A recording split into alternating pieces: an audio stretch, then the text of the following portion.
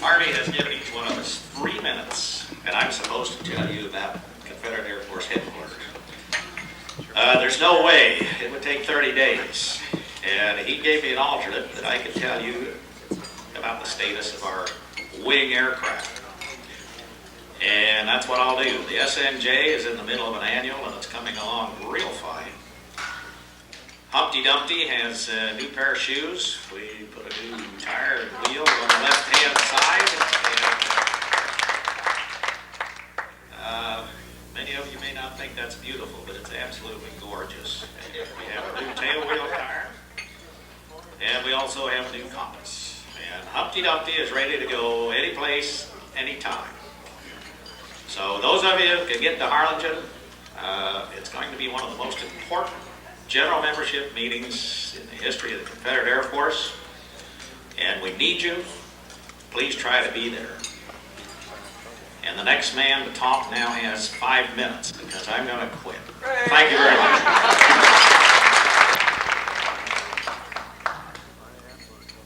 Thank you, Bob. That was really brief. Harvey is resplendent, isn't he? We'll have him stand up there for a while so you can all get a really good look at him. Really sparkling. We have you, as you heard, we're going to take the C-46 group. I had suggested that we leave it at home and not go there until we could go in full battle dress. But several other people wanted to get together and take it down there, and they wanted to pay for it. And I said, if you want to pay for it, that's fine. So they're going to do it, and Cliff Brown, our finance officer, is going to get up here, and he's not even going to talk about finances. I usually ask him if we have any money. But Colonel Cliff Brown, would you talk to us a minute?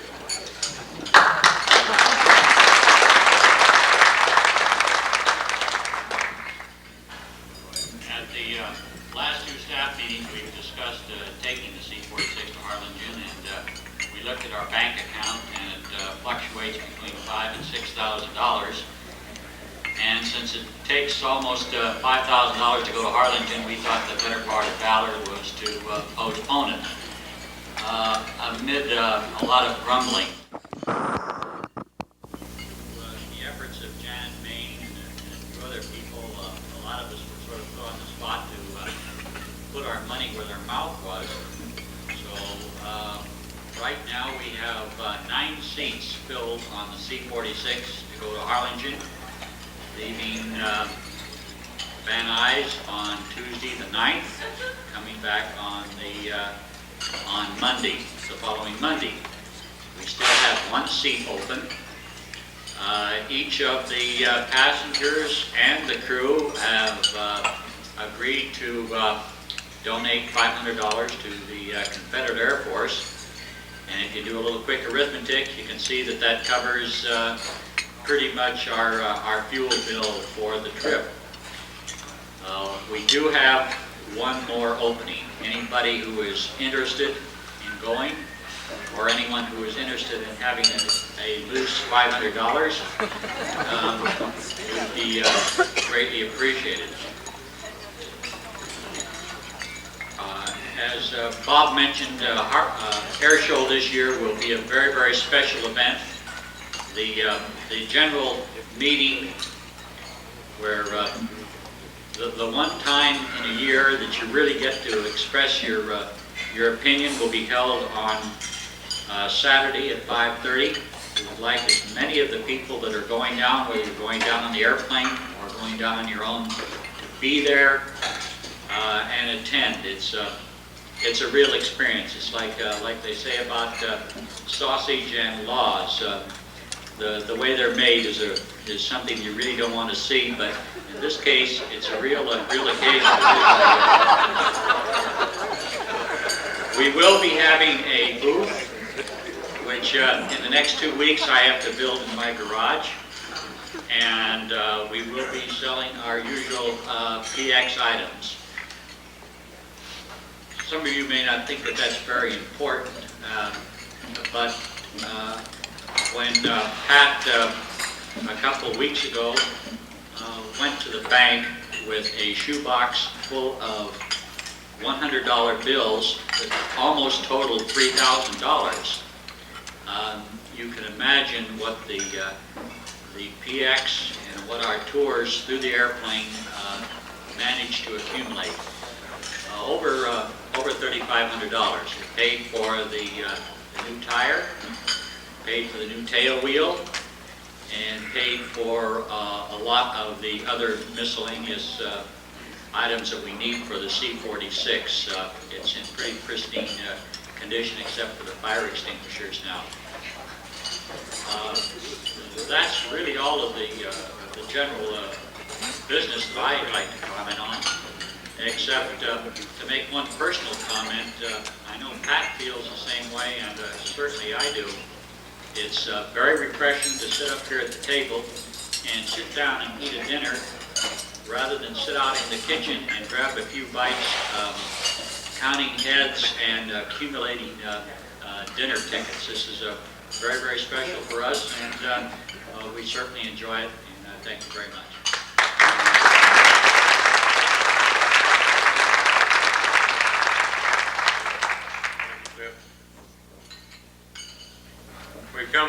We've come quite a ways this year, I think, and we've been to a couple of air shows, and we're getting in the swing of things now.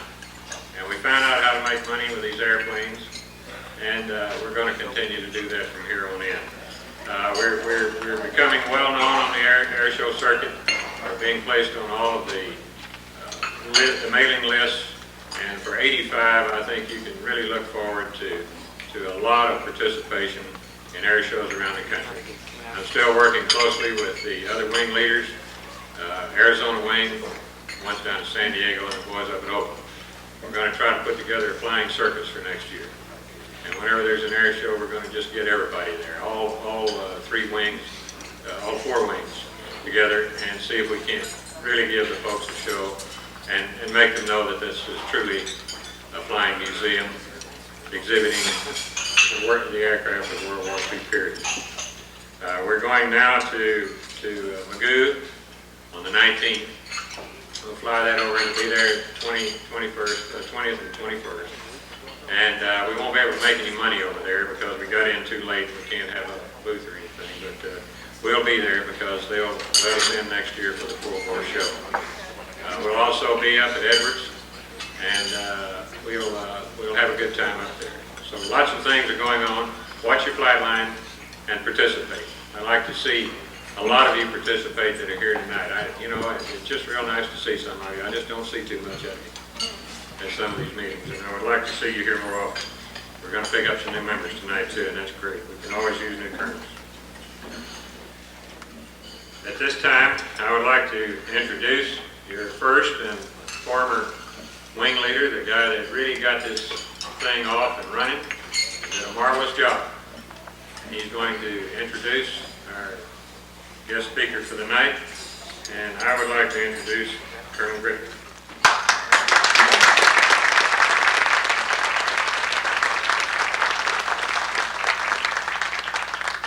Fantastic job of really getting this operation. I have a tremendous pleasure, also a terrible task in introducing a guy like Chuck Yeager. How do you do that? A guy that's got the right stuff, and we all know he's got it, and everybody else knows he's got it.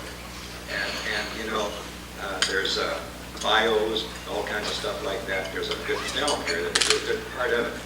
But I would like to demonstrate to Chuck that, the colonels here have the right stuff too. I don't think they know what to do with it sometimes, but we're all colonels, and we're all getting orders all the time, but we don't take any, so it's one hell of a mess. How would you like that, Chuck? We go overseas and have everybody colonels. But, we have to check our proficiency every now and then, so we have to go through a definition of terms. And our great maintenance guy over here, Joe Peppito. Joe, what's the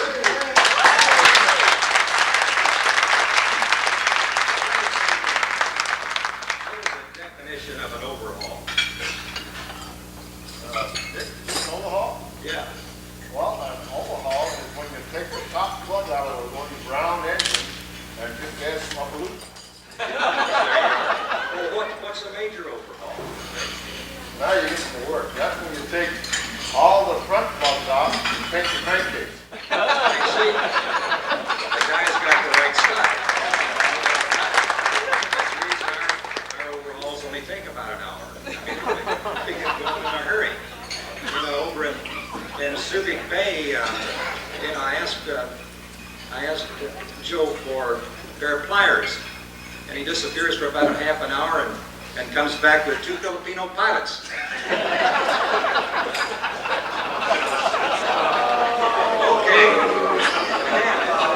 Man, we gotta get a man here. Man, tell us what the definition of critical altitude is. Minus 6 feet, sir.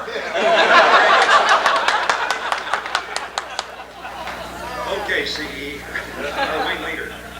What's the definition of carburetor ice? Well, that's another of the highly technical terms used by Confederate Air Force pilots when they're explaining an accident that was caused by running out of fuel. Clear. That's a warning shot at 2 seconds after you hit the starter button. That's a good CF colonel too, does that. Who knows what a pitot tube is? You're a pitot tube. Pitot tube. We've been checking out, giving this test every month. We come back with the right answers. Pitot tube is a tube used to transfer pitot. I mean, it's logical. And Chuck, we're up to date. We know about the sonic boom and all that kind of stuff. The sonic boom is that's sudden prosperity in sunny Idaho.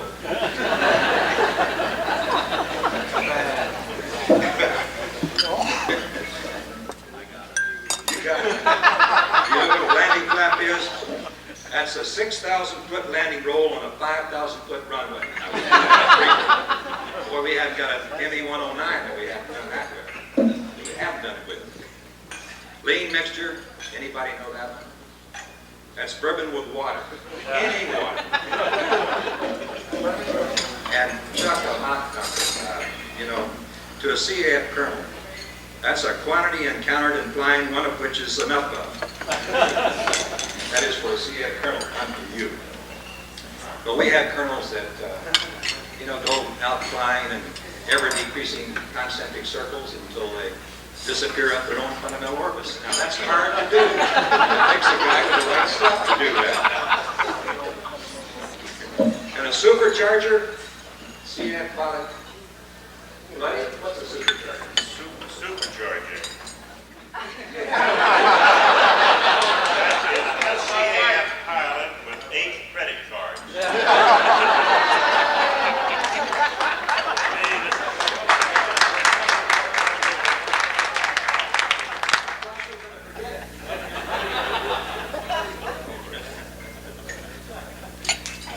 Zebra, that's a phonetic word, isn't it?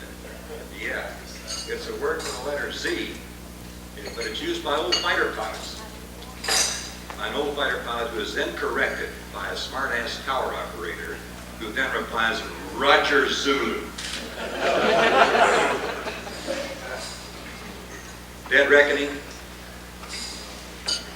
You reckon correctly or you are. That's the reason, Chuck, that we think these colonels are sharp, they're up to snuff, they're on course, they know what the hell they're doing. And, but getting a bit serious. I think many of you may remember back to October 14th, 1947. Chuck Yeager was the first man to fly faster than the speed of sound. It wasn't breaking the sound barrier because Chuck was not an engineer and he didn't think there was any sound barrier there. And he proved there was no sound barrier there. And he proved that you didn't have to reverse controls. When the Secretary of the Air Force calls up, or the Army, and asks him, do you really have to reverse controls when you go faster than the speed of sound? That was really almost the end for Chuck. He couldn't believe it. But the movie, Breaking the Sound Barrier, had gotten everybody all fouled up. It was looked very authentic. It was very good. Sir Ralph Richardson starred in it, and They had everybody believing that an English pilot broke the sound barrier. And they even invited Chuck to come to the premiere of the movie. And so, after the movie, they were asking him what he thought of the movie. I think we all should have been there to hear that. And probably more West Virginianisms in that discussion. Those Peckerwoods didn't know what the hell he was talking about.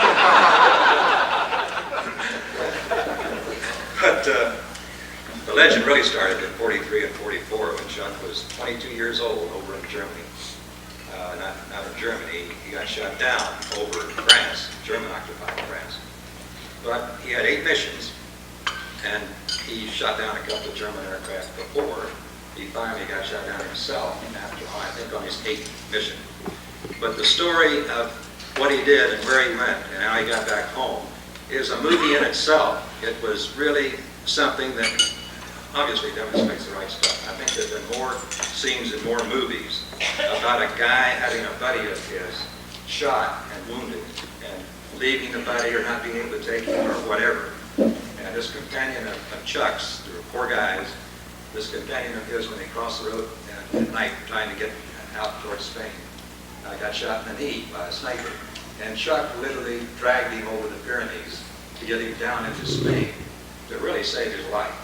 And that you've seen that's seen in many movies, I know. But Chuck went to Spain, was put in jail after he got out of the country for a couple of days, then got back. And you know what he did when he got back? He begged them to let him go back to his squadron and fly. He even had to go into the Supreme Commander and beg to get back to his squadron. They wanted to send him home and not let him, so he didn't have to fly anymore. They thought he had done enough, he'd served enough. But he wanted to get back to his squadron, and he eventually did. And when he got back, he had one big bonanza day when he shot down 5 German aircraft, and then later on, within the next 30 days, he shot down another 4. So his total score was 13 and a half by the end of the war. And he was already a legend. There was no one that could fly like Chuck Yeager. That was as smooth, as brainy. He was just one hell of a pilot, and they all knew that. So that really was the start of his notoriety, his fame. And you hear the way these guys talk up here tonight, like Van Ausdell and Christie, they all sound like, I'm going to go out and fly a little old airplane, this is your captain speaking, got a little old red light on up here in the front cockpit, you don't need to worry about it. If we just think the light's trying to tell us the landing gear's not down, but we're going to, buzz the field, let them tell us whether it is or not, and if we like what they say, we're going to land. If we don't like what they say, we're going to land anyway. And by the time we get this all done, the little old red light will probably be out anyway. But all the airline pilots, all the military pilots, started talking like Chuck Yeager, who came from Hamlin, West Virginia, West by God, Virginia. And you heard Van Ausdell. It sounds just like Chuck. They all sound, they're cut from the same doggone mold.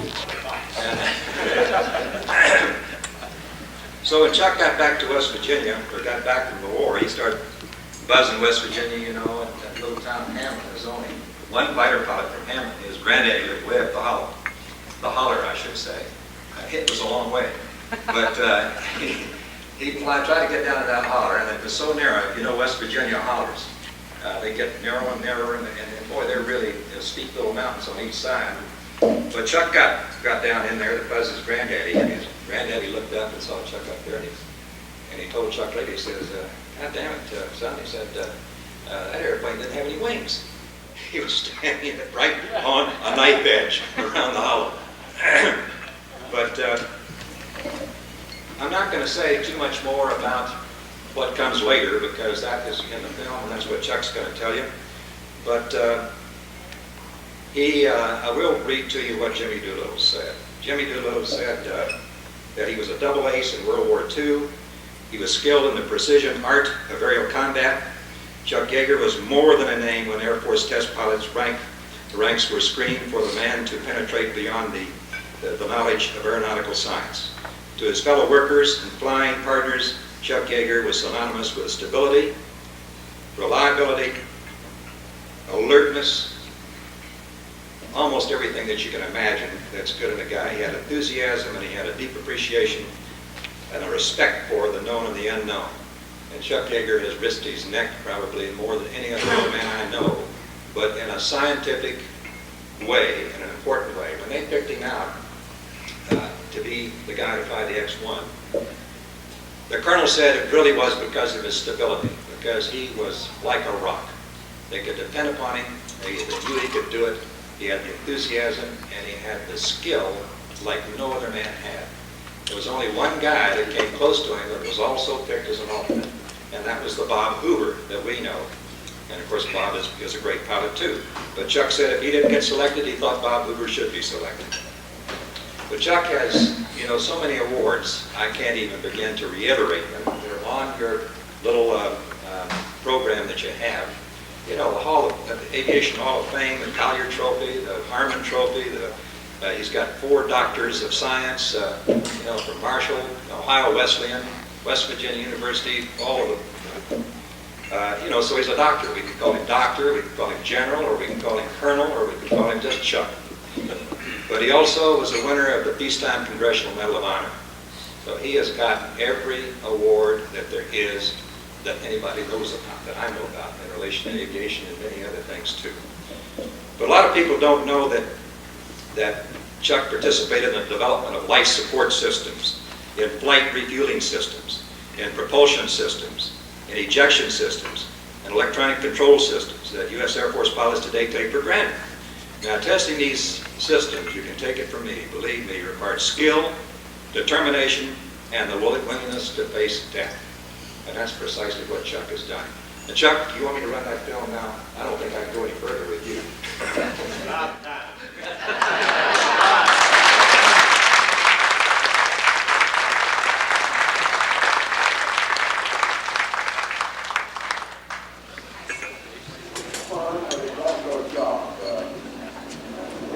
It's something that gets in your blood because there's different kinds of airplanes that fly all over the world. You still get a thrill out of flying any kind of an airplane. You ever thrown you up there to that? Oh yeah, we were out for about 1.2 miles. An announcement is made of the retirement of Brigadier General Charles E. Yeager, effective 1 March 1975. General Yeager enlisted in the Army Air Corps in September 1941 and was accepted for a pilot training under the Flying Sergeants Program in July of 1942 and received his pilot wings and appointment as a flight officer in March 1943. During World War II, General Yeager distinguished himself in aerial combat over France and Germany during the years 1943 to 1945 by shooting down 13 enemy aircraft, 5 in one mission, including one of Germany's first jet fighters. On March 5th, 1944, he was shot down over German-occupied France, but escaped capture. The Air Force came out with a policy of those individuals who had been prisoners of war or ladies who got shot down to select any base in the United States to take that. So I selected, I read it, got a map, and looked at Hamlet, West Virginia, where I was born, when my mother and father lived, and looked at the closest air base, and that was Wright Field, Dayton, Ohio. And when the X-1 came along in the summer of 47, I was selected as the summer pilot.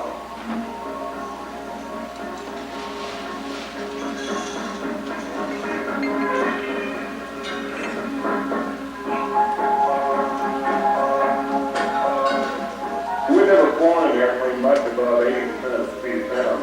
We didn't have any wind tunnel data that showed what was happening there when reaching the speed of sound. Most of the data that we got from the X-1 went straight into the aircraft industry.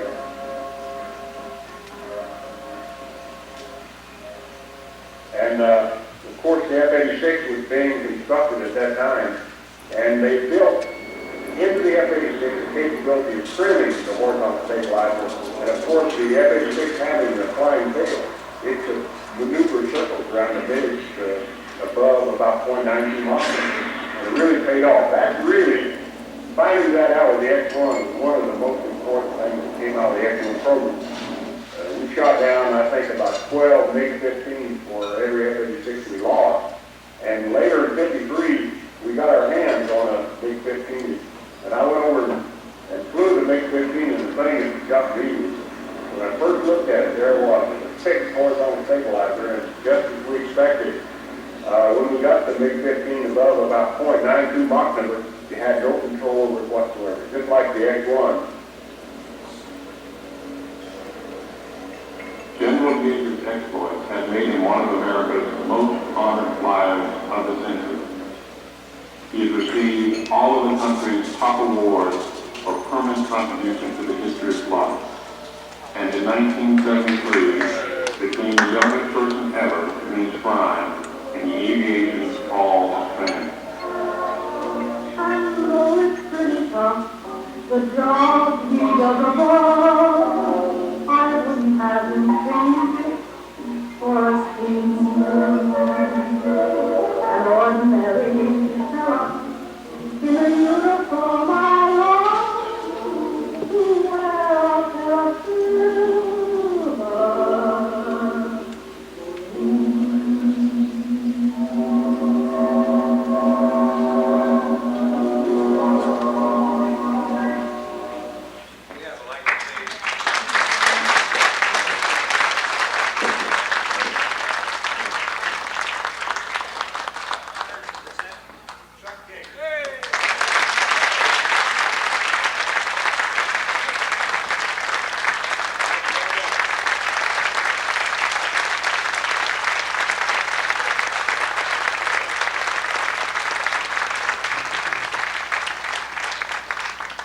Started, I'd like to say a couple things about the Confederate Air Force, of which I've been associated with almost since its conception.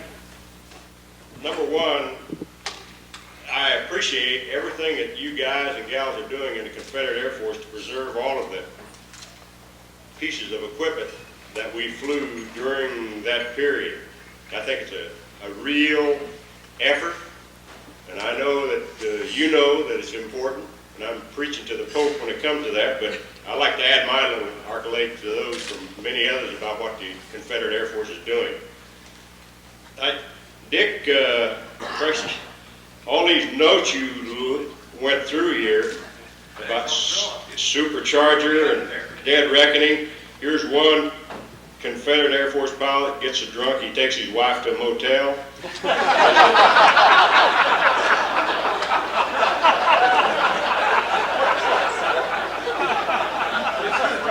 Here's another one that says, you know, most Confederate Air Force pilots, after a bad night, when they're sitting in the cockpit, they wonder why their left hand is on the stick and the right hand's on the throttle, and the crew chief tells them to turn around, they're in the cockpit backwards.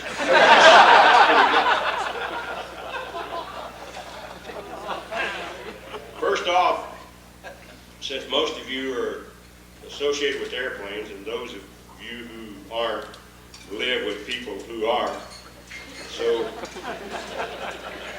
I'll run through some of the more interesting parts that I was associated with during World War II.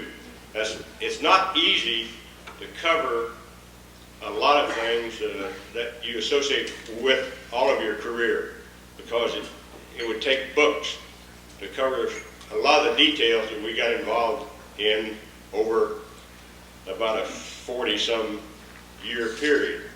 But I think some of the interesting things, and at least the ones that you would get a kick out of, and I'm sure like Dick Carlsberg's heard me tell this, and Barbara a couple times, and Dick, if I sound convincing, it just means that I've told it so many times I'm beginning to believe it myself, so I really getting convinced about these things. Practice makes perfect. Right.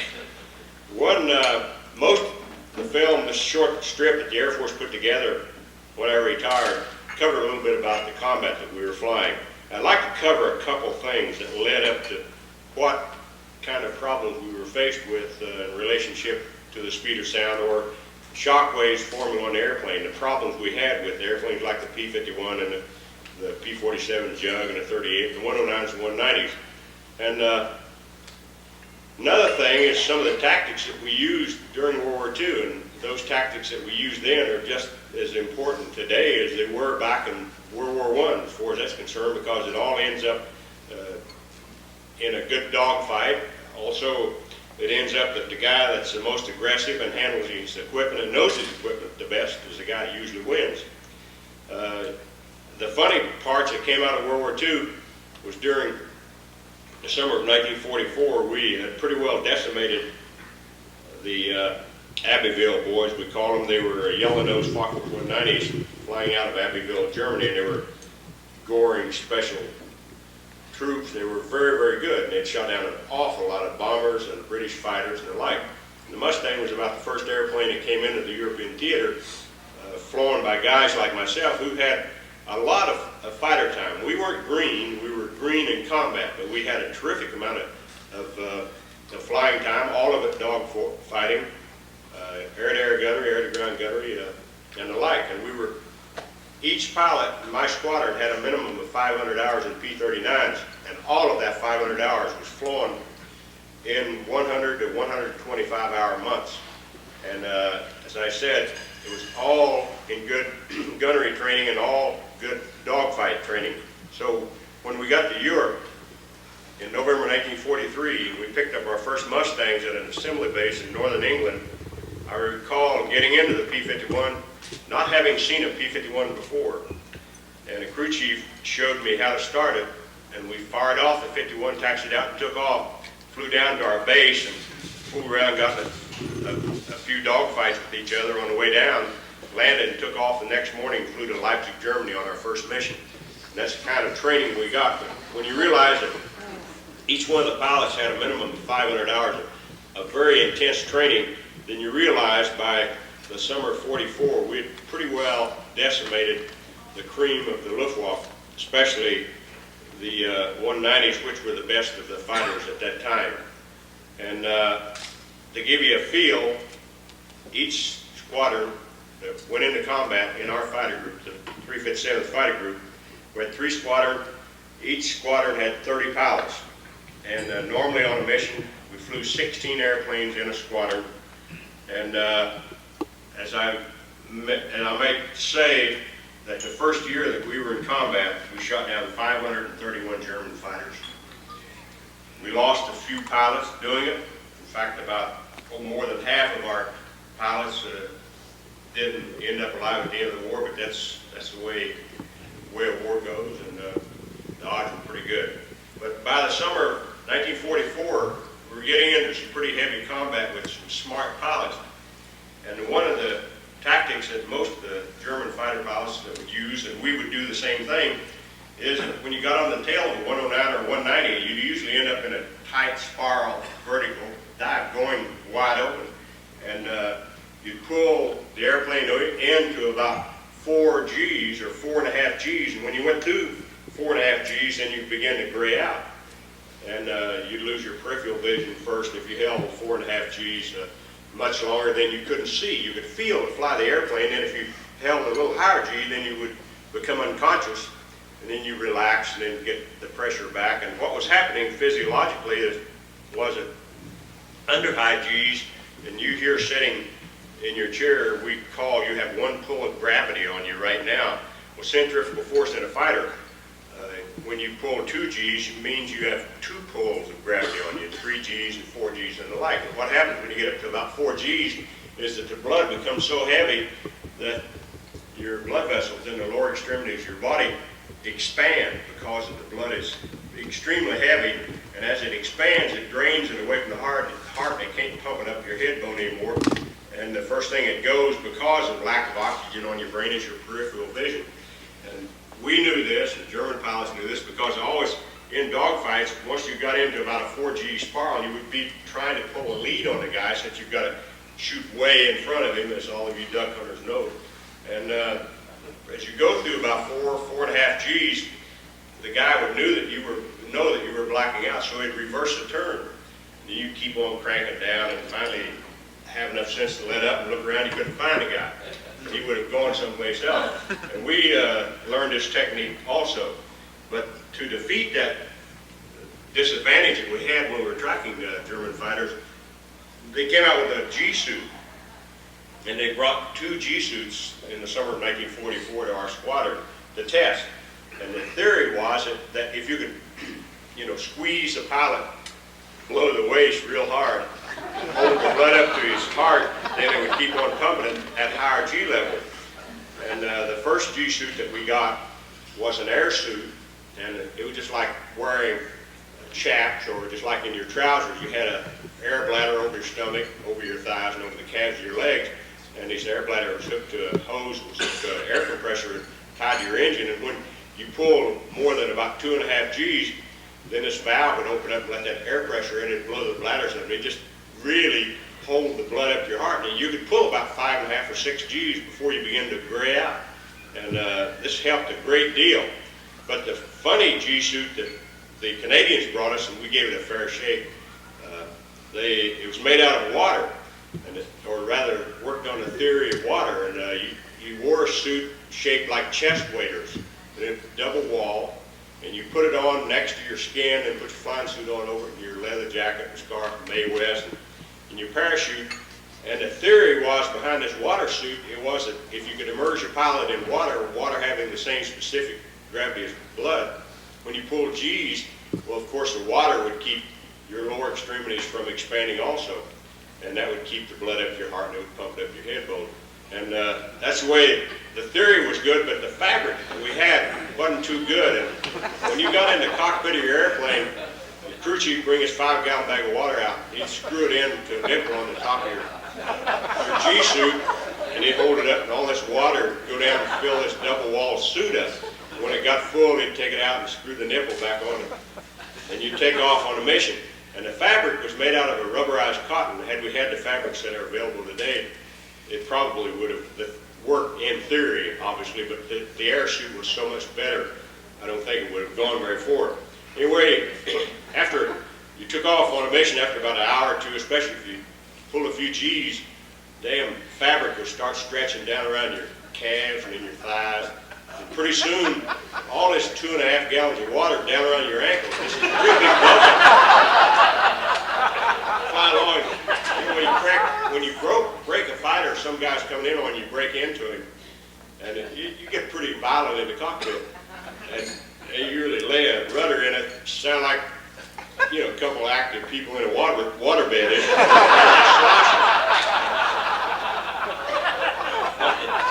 funniest thing, after about a 7-hour mission, you come back and all the water would be down around your ankle, and you lift your leg over the edge of the cockpit, go out to the leading edge, and had 2 drain valves on your ankle. You open up these drain valves, sit there, and the crew chief be looking at you, and you have 2 streams of water going. You've been in the air about 7 hours. You drank a lot of coffee earlier in the morning.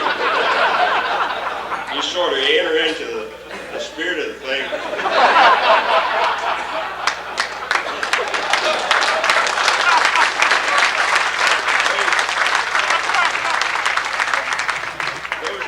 Days, and obviously that's exactly the way we looked at it. But it was the American fighter pilot in England got a hell of a reputation over there. With 3 streams of water coming off the leading edge of the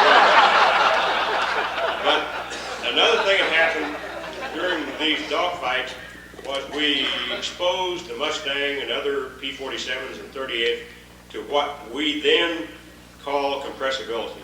And what was happening, because the wings were so thick on P-51s and other fighters that were in use in those days, when this airplane is diving through the air at about 80% of the speed of sound, that air not only went by the wing, it had to go around it. And that additional distance that it traveled to get around it made it supersonic in relationship to the skin of the wing.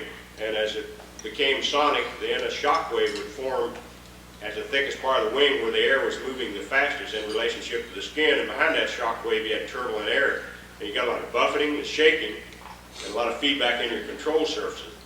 As far as damaging the airplane, it really didn't do an awful lot of damage to it. It was a nuisance, and it made your airplane unstable. You couldn't track it. Another airplane very easy. And also, your ailerons and rudders got into some pretty high frequency flaps, and sometimes you would lose part of your control surfaces at high Mach dive. And fortunately, when we came home from the war, in the late spring 1945, the Air Force already had in being a piece of hardware to investigate what was causing this problem in the region of the speed of sound. And that airplane was called the XS-1. And Dick, if I could show you, I have 6 slides here taken the day I broke Mach 1. And I want to explain to you really how we got that airplane above Mach 1. Here, you turn the light down a little bit. This is a nose of the X-1, named Glamorous Glennis, as I had all my Mustangs in World War II. You can see the door on the left side of the picture where you crawl into. You see the hose is white, liquid oxygen being pumped into the airplane. Next slide. This is taken at night, so it's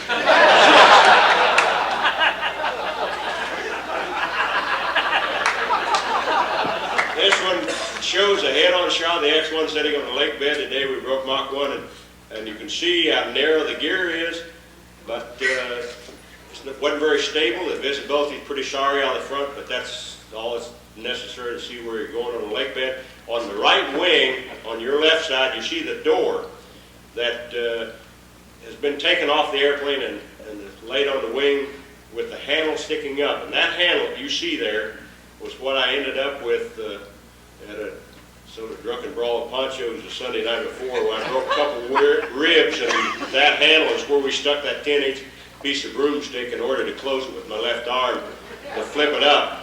And that's the door itself that fitted on the airplane. Check that looks like a goose. It has, doesn't it?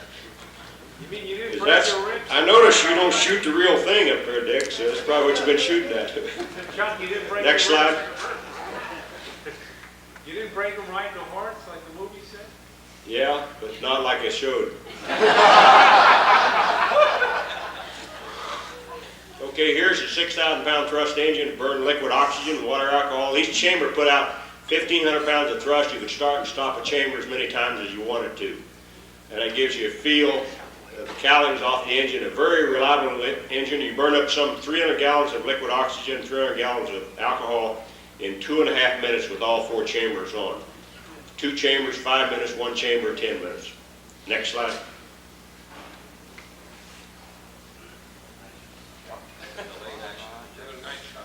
We got a timer on this one here. Here's the way all flights of the X-1 started under B-29, the mothership.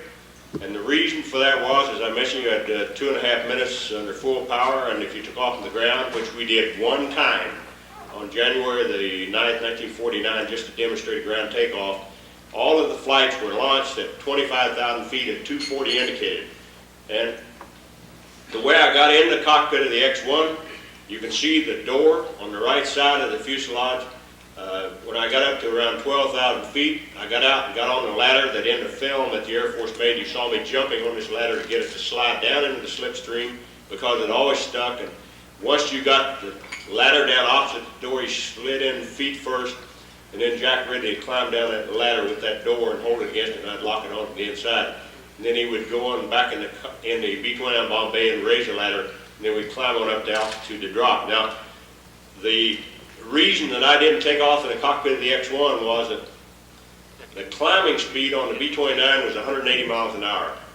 The stalling speed on the X-1, fully loaded, was 240 indicated. So you can see you had to have more than 240 at launch or you'd end up in a stall and spin.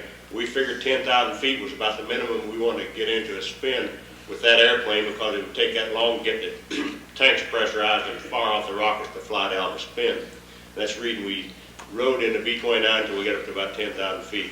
Then they took 29 up to around 26,000 feet, dove it above 240 at 25,000, leveled out, released you, and you fired off 1, 2, 3, or 4 of the chambers, or how many you needed to accelerate out to that speed. Okay, next slide. How high did you get from the ground? Sir? When you took off from the ground, what else? I took off on the ground with 100 seconds of fuel, broke ground in 1,200 feet, raised the gear, pulled the airplane into an Immelman at 23,000 feet at 1.1 Mach. Here's a shot taken the day we broke Mach 1, and here again I was only 24 years old. And it gives you a feel for how small the airplane is and how small the cockpit, but the airplane was adequate. Next slide. The X-1 obviously didn't have any generators, hydraulic pumps, or anything that modern airplanes, or at least those of you who fly. This is a very good shot of the airplane taken from the left side. I like to quickly, in the nose of the airplane, in front of the cockpit, right up in front of the rudder, was a stainless steel sphere. And in that sphere you had 5,000 pounds of nitrogen gas. And that 5,000 pounds of nitrogen gas went through a couple of dome regulators that I controlled in the cockpit, reduced it down to 1,500 pounds. That 1,500 pounds you used to raise and lower the gear and run the flaps. Then I ran it through another dome regulator, reduced it down to about 300 psi, pressurized the liquid oxygen tank and the water alcohol tank. Then that forced the fuel and LOX back to the engine at a high enough rate to give us our thrust. Then we took off the liquid oxygen tank, back to the tail, to the most important characteristic built into the X-1, I think, that existed. And that was in the leading edge, or by the leading edge of the horizontal stabilizer, built into the vertical stabilizer was a jack screw. The leading edge of the horizontal stabilizer was tied into that jack screw, and the jack screw had an air motor on the top and on the bottom. And through a solenoid, I could divert 100 psi nitrogen gas and run an air motor this way or that way and change the angle of incidence of the horizontal stabilizer. That's the only way we were able to get the airplane through Mach 1. Because then we took that 100 psi back to the cockpit and ran it through an orifice, reduced it down to about 4 psi to run the gyros in the 8-ball flight indicator and the needle turner bank or needle and ball. And then we dumped that into the cockpit to pressurize the cockpit with, so you're sitting there in 100% nitrogen atmosphere. I'll tell you, OSHA wouldn't buy something like that today, but they don't accomplish a hell of a lot anyway. That's about how simple the systems in the airplane, how simple the systems were. And so if you can turn the slide off now, and I'll run real quick through some of the characteristics that we ran into. The X-1, the first buffeting set on at about 0.88 Mach number, and the reason it went at a high Mach number was because the wings were only about 8% thickness to chord ratio in thickness, which was about the thinnest wing that ever flew up until that date. The thinner the wing, the later that shock wave will set on, because the less distance the air has to travel to get around it as well as by it. And our first buffeting set on at about 88 Mach number. And the technique that I used, for those of you who worked on P-80s and P-84s, the first straight wing jets, know that we learned back in 45 and 46 as test pilots working on the first jet aircraft that you could take an airplane like a P-84 out to its critical Mach number where the shock waves started forming on it. You couldn't go any faster because of drag. And then if you try to dive it faster, you got out of control. So, but the one thing we did find out that suddenly the buffeting that you had at 0.82 Mach number, if you slowed up to about 0.75 Mach, where it was real smooth, and pulled about 3 Gs at 7.5 Mach at altitude, you ran into the same buffeting there at 7.5 Mach number and 3 Gs that you did at 8.2 and 1 G. So knowing this, I used this technique on the X-1. When I hit the Mach number that I was aiming for, say 0.91 or 92 on that particular day, I'd roll the airplane over and pull about 3 Gs at this 9.2 Mach number, which would have been the fastest we had ever been in any airplane. And what I was trying to get a feel for was what I would run into at a higher Mach number straight and level. And it's a technique we used. And this worked fine. Out to 9.4 Mach number, at 9.4 Mach number, I sat there and rolled the airplane over and pulled back on the control column, and nothing happened. The air controls flopped back and forward, and the airplane began to fall out of the sky. So we raked off the rockets and jettisoned fuel, and all the landings on the X-1 was dead stick on Rogers dry lake, just like the shuttle does, except we landed a little faster than they do. And it's really not bad dead sticking the rocket on Rogers dry lake, because you aim at the middle, if you overshoot or undershoot 3 or 4 miles, it doesn't make much difference. It's a marvelous facility. After looking at this data, it showed our airplane had been predicted that it would either pitch up or pitch down in the region of the speed of sound. We lost our capability to control the airplane. And needless to say, we're getting a little apprehensive about the outcome. And old Colonel Boyd came out, the chief of flight desk, and said, "Hey, man, we don't want no accidents out here." And I agreed with him 100%. We looked at the data, and what happened, the X-1 had holes drilled in the wing about 6 feet out in the fuselage, as well as halfway out on the horizontal stabilizer, about every inch in the skin, and each one of those holes was hooked by a tube to a manometer recorder.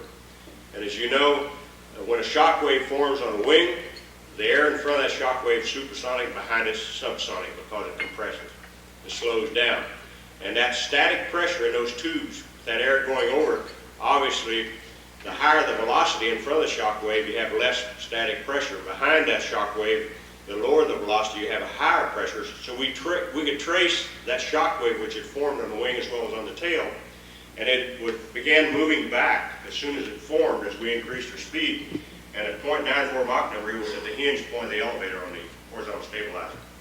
And we lost our elevator effectiveness. And then, of course, we had never used that jack screw with the air motors on the top and bottom to change the angle of incidence of the horizontal stabilizer. And then we looked at it, started checking, put a bunch of 3-in-1 oil on it, checking it out on the ground, and got it to working, and I tried a flight just by using the horizontal stabilizer. I could control it in increments of about 1/4 degree up and down.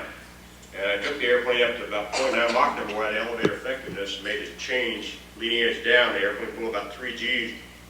I retrimmed it, accelerated on up to 0.94 where we lost the elevator effectiveness, and the thing had exactly the same effectiveness that it had at 0.9, and from then on out it was a piece of cake. In fact, about 2 more flights, we got our first Mach jump. The airplane was sitting there at about 9.6 or 9.65 indicated. The Mach meter only went to 1.0. I don't think they had a hell of a lot of confidence in it. Anyway,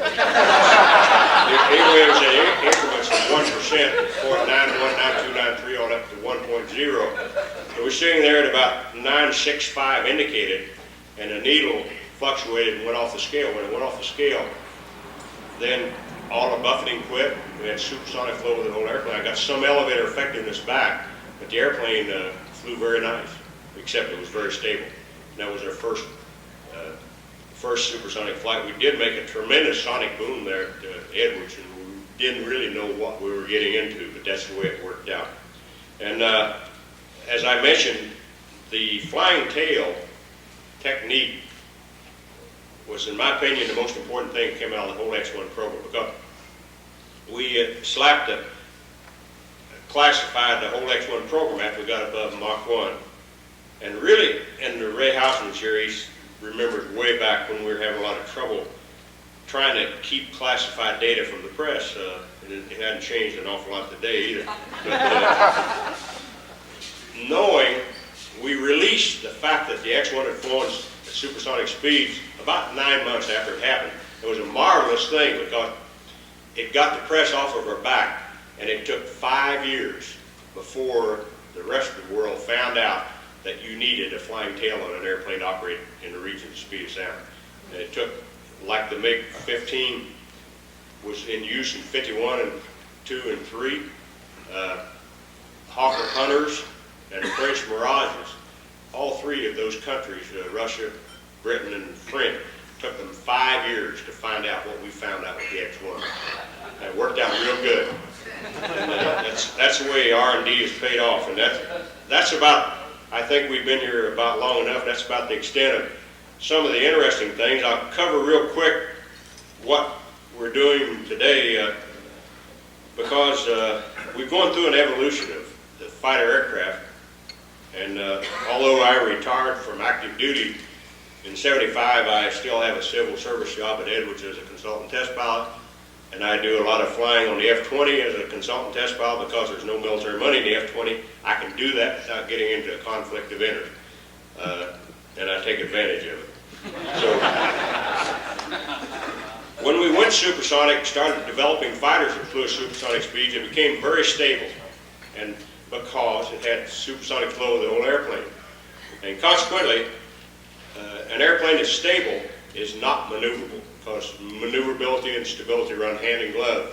the more stable an airplane, the less maneuverable it is, and vice versa.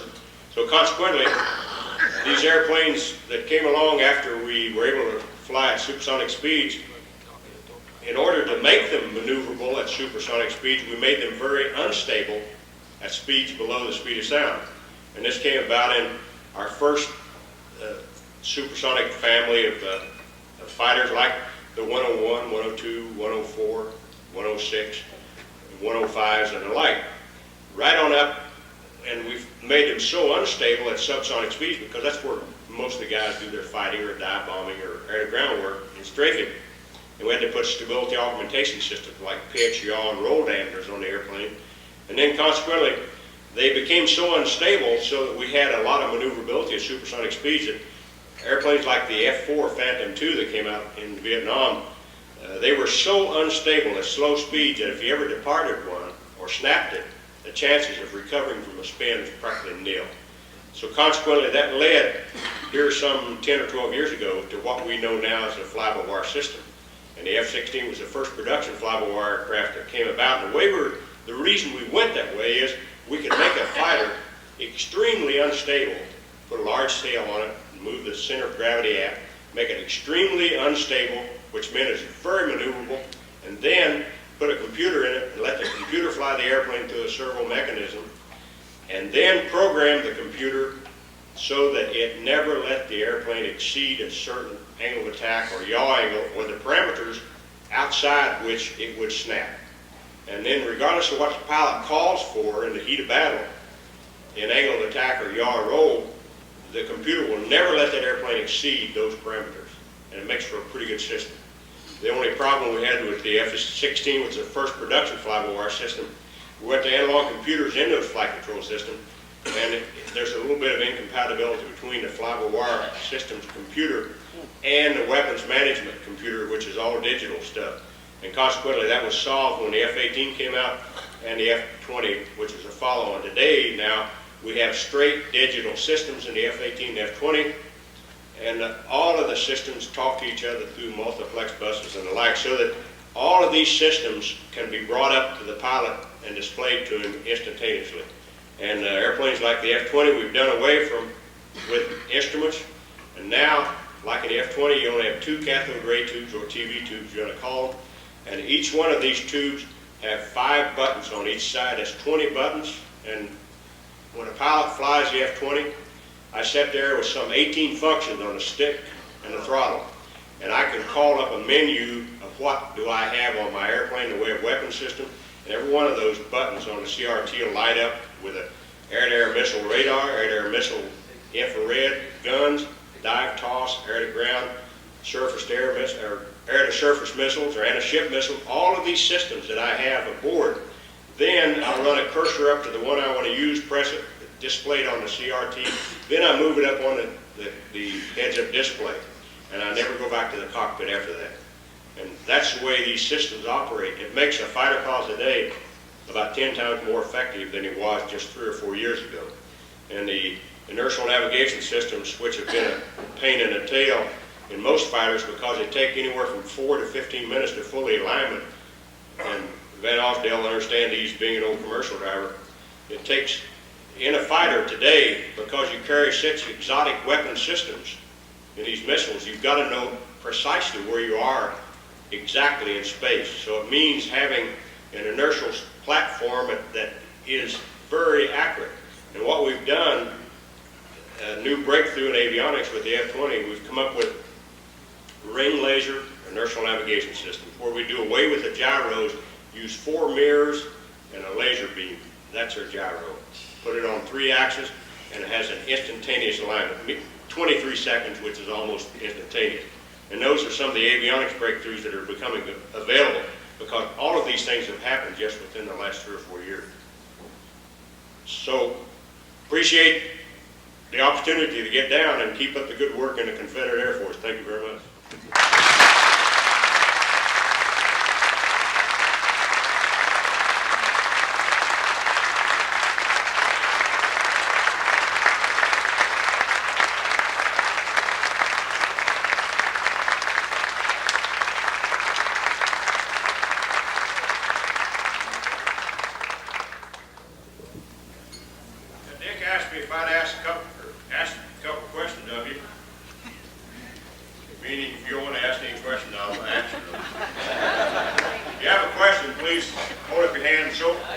so everybody can hear you. Floor slides. Tell us about it. What are they? Jesus Christ, be careful, will you?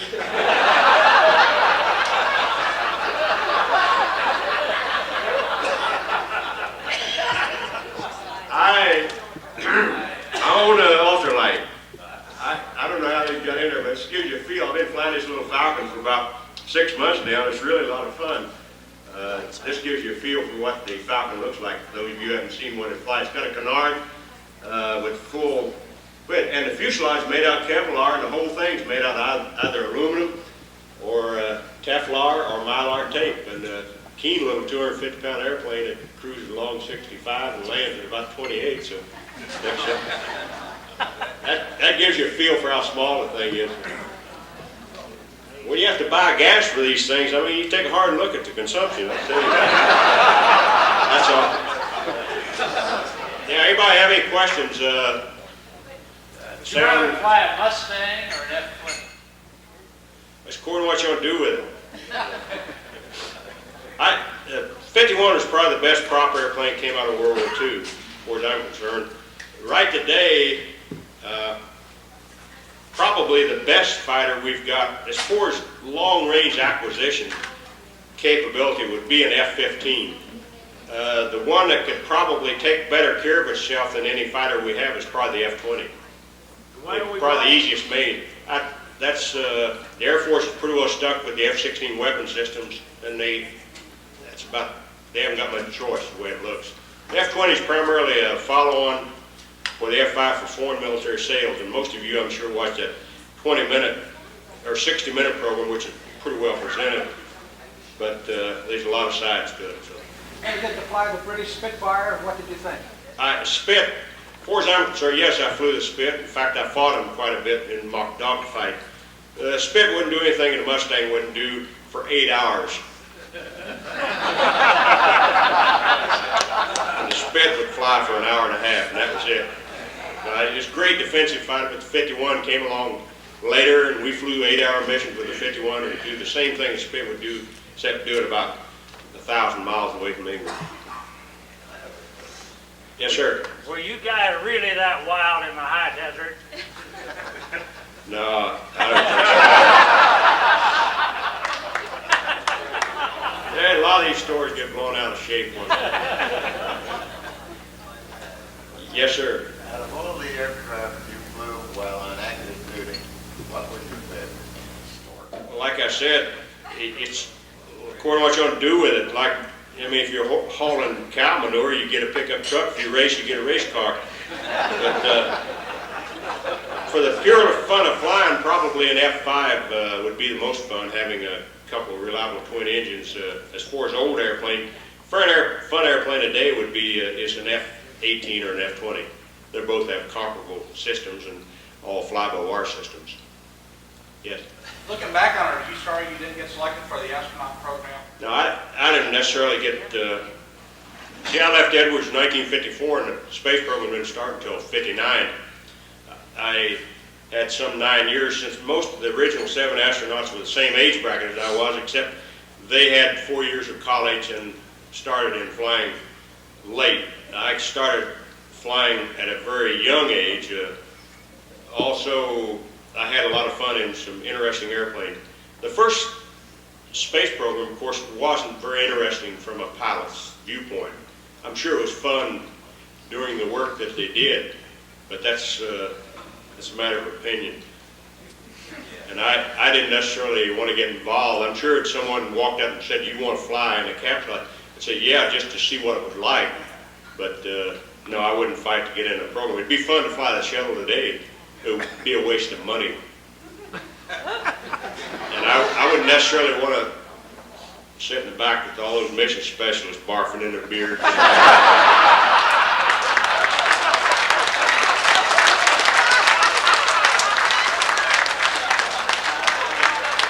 I think we'll be here all night. We've got a lot of work to do tomorrow. I appreciate the opportunity to get down. Thank you.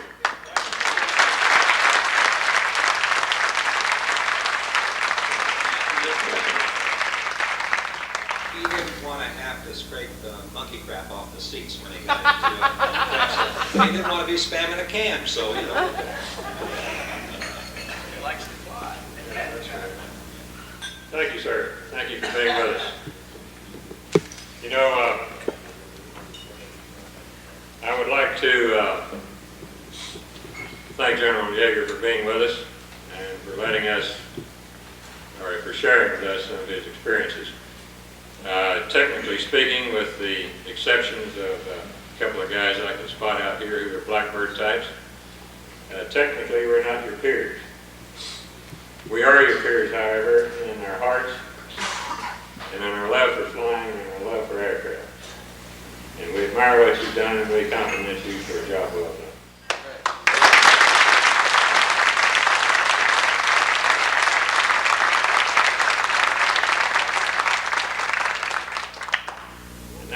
Speak to Colonel Yeager, the CAF colonel. This is one outfit that can demote generals. Not long ago, we demoted General Howard. For a while, I was really mixed up. I called him Colonel General. But I want to speak to the CAF Colonel Yeager. We would like for you to have a little memento with our wing crest on it. And that's to put all that cash in you're going to get from those commercials. and while you've received all the honors that can be received in the field of aviation, we would like to bestow on you our highest honor. We wish to make you a permanent member of our wing. Thank you.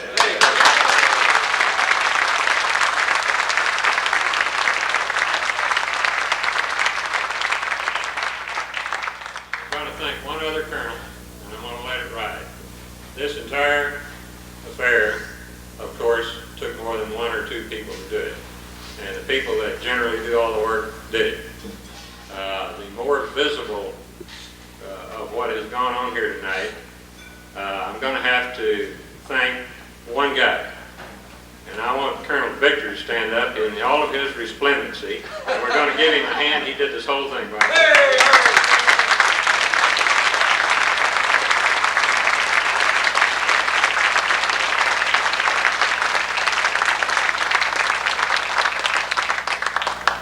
Some time ago, Harvey called me one day and very excitedly told me that some professional songwriter was going to write a wing song.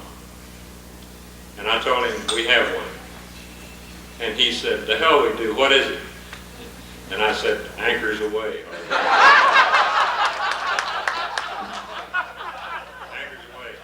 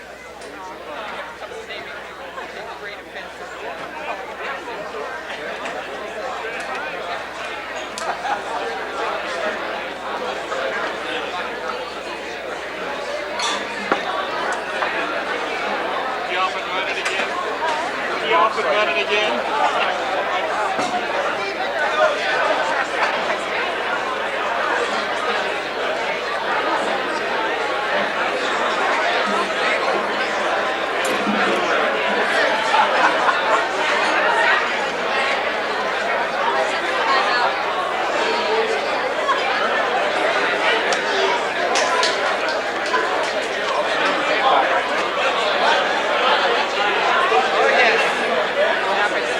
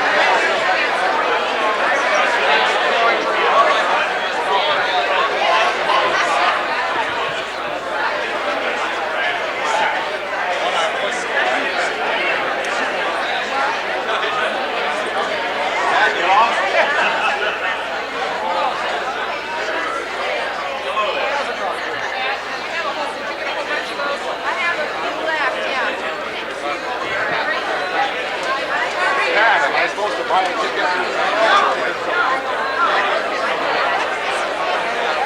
you, the last time I saw that man, Marlon Sanders, was in the lobby of Caesar's Palace, sitting out there with two 19-year-old girls. He had a pinky ring on with a diamond about the size of the headlight on the Super Chief. They had on an old white suit, a white shirt, and one of these ties. Damn, they look right.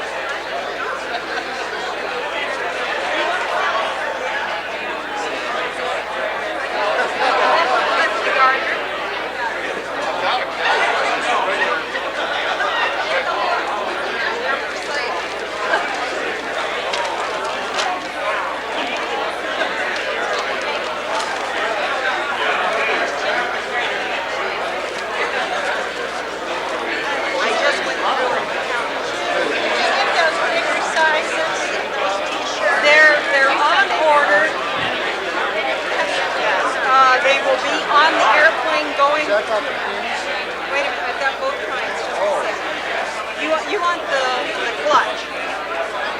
Or do you want the pin? There you are.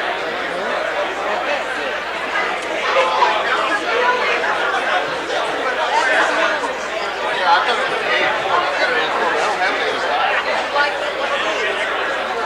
They're 10.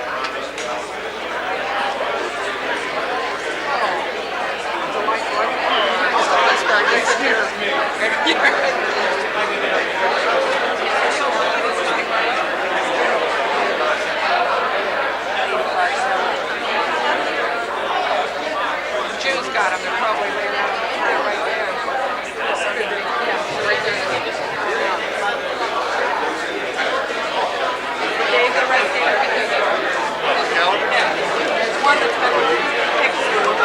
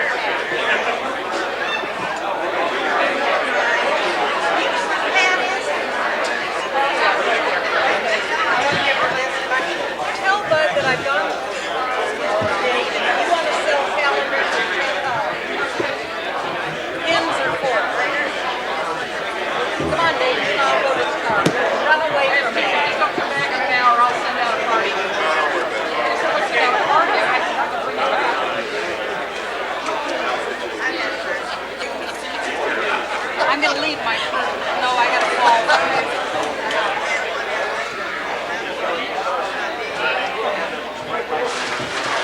I know how that happens.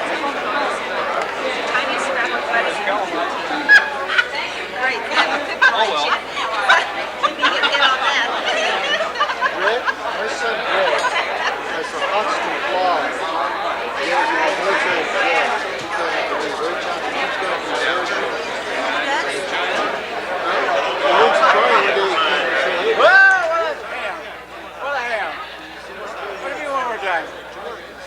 Well, where did I get close on it now? Wait a minute, I'll tell you what.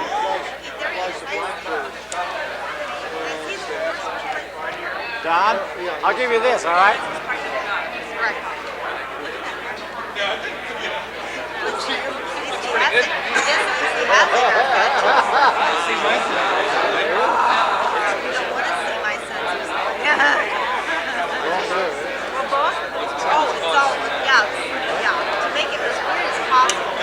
If I got a cameo shot for you, my friend. Are you rolling?